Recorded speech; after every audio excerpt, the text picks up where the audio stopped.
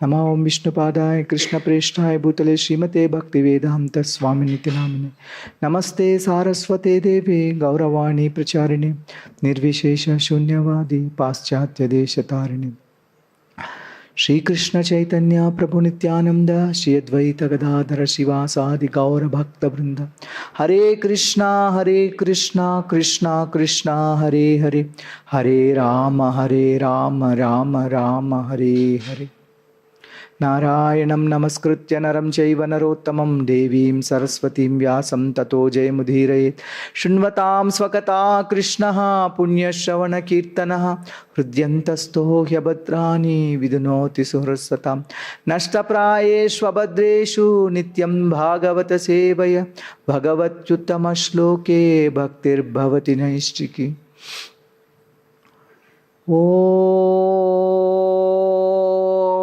Om Namo Bhagavate Vasudevaya.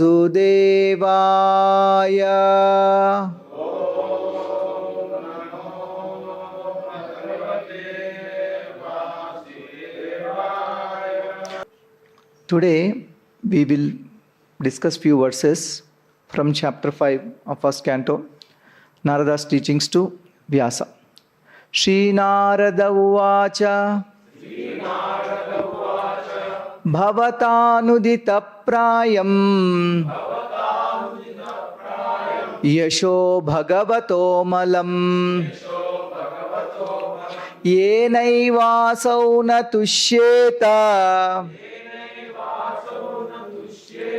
Manye tad darshanam kilam. Narada is saying, Bhavata anudita prayam yasho bhagavataha amalam yenaivaso natushyeta manye tad darshanam kilam. You have not actually broadcast the sublime and spotless glories of the personality of Godhead. Anudita prayam yasho bhagavataha amalam. That philosophy, darshanam, which does not satisfy the transcendental senses of the Lord, yenai vasau natushyeta manye kilam, is considered worthless. So, we all know that while Vyasadeva was contemplating, meditating, introspecting, what went wrong? Why is he not happy? Suddenly there appeared Narada Muni. And he welcomed Narada Muni very nicely. And Narada Muni asked some initial set of questions like, hope everything is all right. And your body, mind and soul is happy. Then Vyasadeva responded to him. And also Narada Muni said, you have done this, you have done that, you have done so many great things. Yes, that is true that I have done these things, still I am not happy. You are like Paramatma. You know what is there. What is my deficiency? Snatasya menyuna malam vichakshva.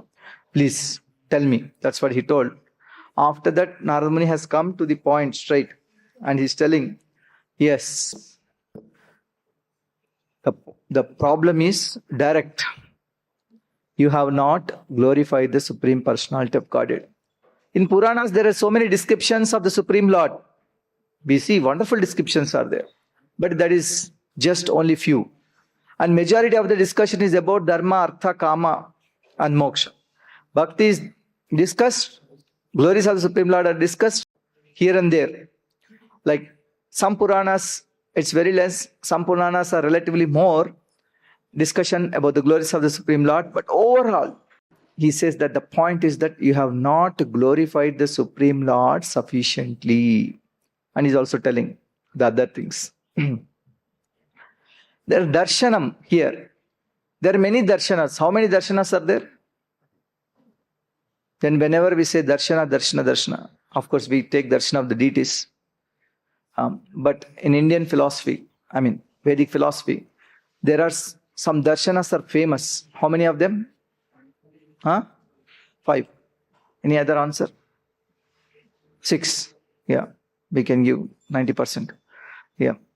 So, 6 darshanas are there. They are called Shad darshanas. Yeah. What are those 6 darshanas? First one is Sankhya and Yoga. Nyaya, Vaisheshika. Sankhya, Yoga, 1, 2. Nyaya, Vaisheshika, 3, 4. And Purva Mimamsa and Uttara Mimamsa. There are 6 darshanas. The Uttara Mimamsa is also called Vedanta. So the darshana of the Vyasadeva is the Vedanta. Yeah, that is what is elaborated by the Acharyas, and we call Bhakti Vedanta. In fact, Prabhupada got this name, Bhakti Vedanta Swami. Yeah, because of the darshana presented by him. Srila Prabhupada is saying here, the eternal relation of an individual soul with the Supreme Soul Personality of Godhead is constitutionally one of being the eternal servitor of the eternal Master. The Lord has expanded himself as living beings in order to accept loving service from them. And this alone can satisfy both the Lord and the living beings. See, when the living being serves the Lord is also satisfied, the living being also is satisfied. And for him to do that, the sufficient glorification of the Lord in the scripture is essential, because living being is supposed to be abide by the scriptures and follow the scriptures and perform devotional service. Such a scholar as Vyasadeva has completed many expansions of the Vedic literatures ending with the Vedanta philosophy, but none of them have been written directly glorifying the personality of Godhead. We know Vyasadeva, one Veda he divided into 4.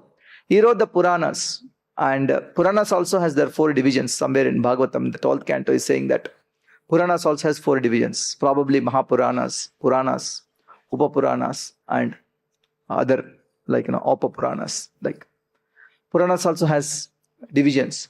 So I have written 4 divisions of Puranas. You have divided one Veda into 4, made accessible to everybody. And those who are not eligible for reading Vedas, you also have presented the same truth in the Puranas. Also, even those who are not so inclined, for them you wrote Mahabharata.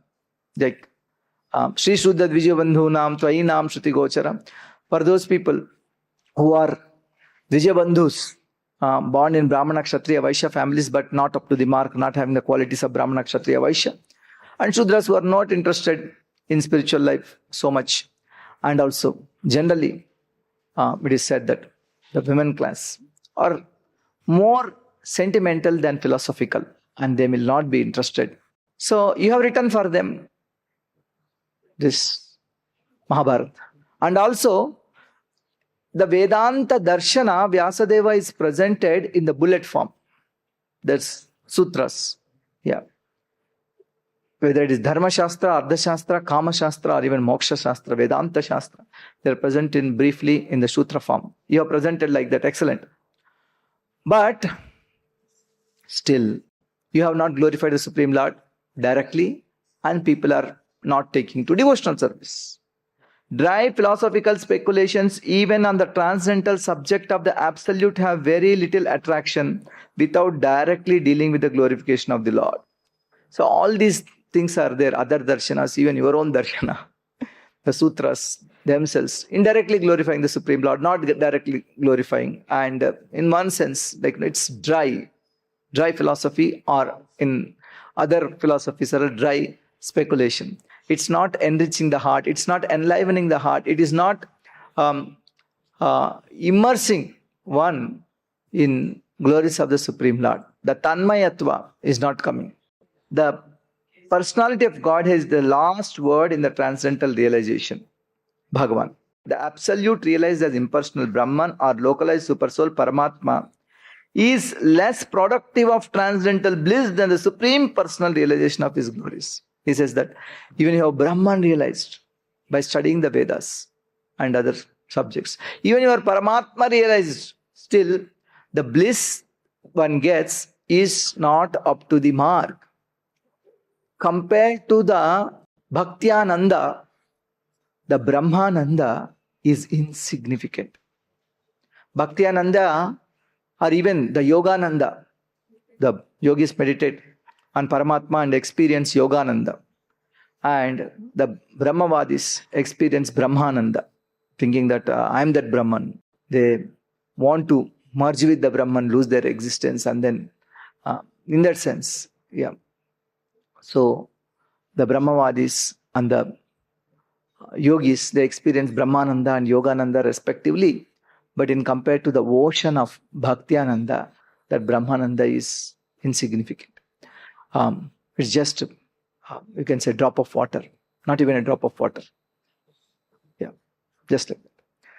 So, the point is that unless one has the full realization of the Supreme Personality of Godhead, the Absolute Truth, the full realization is the Bhagavān feature. Full realization means establishing our original constitutional position, our rasa, with the Supreme Personality of Godhead. Then only we experience this bliss. Without that, it says, other realizations are less productive of transcendental bliss than the Supreme Personal realization of His glories. The compiler of the Vedanta Darshana is Vyasadeva himself, yet he is troubled, although he is the author. He wrote Vedanta. Ultimately, people say, we have to learn Vedanta and we have to get moksha. But the author of Vedānta-sūtras, author of the Vedanta Darshana, after assimilating the entire Vedic literature, going through that and putting everything in writing notes in a summarized bullet form, he himself is not happy at all with that thing.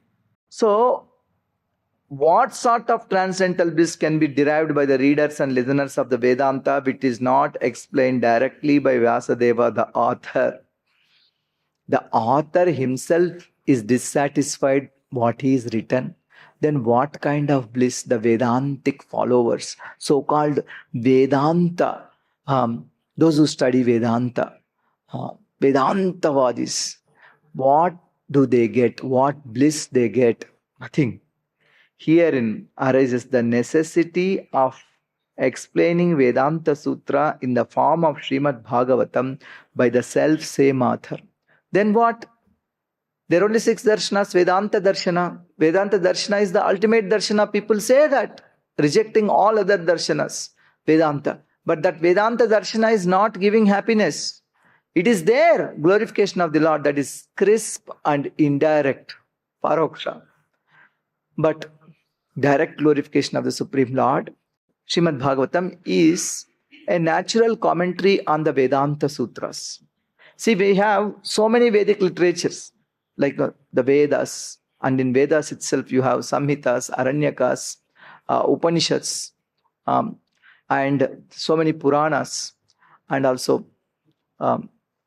Mahabharata, Ramayana, these Itihasas, and wide variety of books, so many Samhitas revealed by many great sages, and many other scriptures and darshanas, and even the Vedānta-sūtras. But among all of them, 3 are called Prasthanatrayam. 3 are very, very, very, very great. Prasthanatrayam means the liberating 3. What are those 3? Bhagavad Gita. Bhagavad Gita is part of Mahabharata. Not entire Mahabharata, that part of Mahabharata from the Bhishma Parva, that 18 chapters Bhagavad Gita is called as Smriti Prasthana. It is from the Smriti. Smriti means Puranas, Itihasas, that which is to be remembered. Yeah, that which is documented. Smriti. So, from Smriti Prasthana, it is Bhagavad Gita. What are the other 2 things? Upanishads. What are Upanishads? Upanishads in Vedas you have, generally Veda is, if you see Veda is 4 parts. Veda is having Samhitas, Aranyakas, and one more, and Upanishads. So this Upanishads is terse, very, very small. At the end of a chapter, at the end of a section, you have Upanishads, small. So these Upanishads, just like we have Isha Upanishads, only 18 verses. So these Upanishads are called Shruti Prasthana. They are from the Vedas. And Bhagavad Gita is called Smriti Prasthana. And third thing, which is liberating is called the Vedānta-sūtras. The Vedānta-sūtras, that is Nyaya-prasthana. Nyaya-prasthana. So these three are called liberating three among entire Vedic literature. Shruti-prasthana, Shmriti-prasthana, Nyaya-prasthana. But Śrīmad-Bhāgavatam is a natural commentary on all these three. That is why if we read Śrīmad-Bhāgavatam, we understand, assimilate the message, we get everything. Arthoyam Brahma Sutranam Bharatardha Vinirnayaha Gayatri Bhashya Rupausau Vedārdha Paribrahmitaha. It is told that this is the meaning of the Brahma Sutras, the natural commentary on the Brahma Sutras, the Vedanta Sutras, the Nyaya Prasthana. And Bharatardha Vinirnayaha. Bharatardham means Mahabharat. Bharatardha means the essence of Bharata, that is Bhagavad Gita. Bharatardha Vinirnayaha. Bhagavatam is that one. And also Vedārdha Paribrahmitaha. It is the essence of all the Vedas. That is, essence of all the Vedas is Vedanta, the Upanishads. At the end of each Vedas, you have the Upanishads. Each section, actually. That means Bhagavatam is the commentary on the Upanishads, Bhagavad Gita, and Vedānta-sūtra. Shruti-prasthana, Shmriti-prasthana, Nyaya-prasthana. So, the very same author who divided the Vedas, the very same authors who wrote Mahabharata, the very same author Vyasadeva who compiled the Vedanta Sutras, he himself is dissatisfied after doing all these things and he wrote Bhagavatam. So Bhagavatam is accepted as a natural commentary on all these things, particularly Vedanta Sutras. So I'll stop here. Anybody has any quick questions or comments, we can discuss now. You said like three names, you said Shruti and Smriti and Nyaya Prasthana. Matlab these names. I mean, Nyaya Prasthana, why? What does it mean, Nyaya Prasthana? Why it is called Nyaya Prasthana? Vedanta Sutras. We have 6 darshanas, just now I told. Sankhya, Yoga, Nyaya, Vaisheshika, Purva Mimamsa and Uttara Mimamsa. But Nyaya Darshana, in Nyaya, when we say Nyaya, Nyaya is also Darshana. Darshana means seeing things as they are, seeing the absolute. Same thing. That is seeing through philosophy, understanding of the philosophy, it is seeing the darshan of the Lord.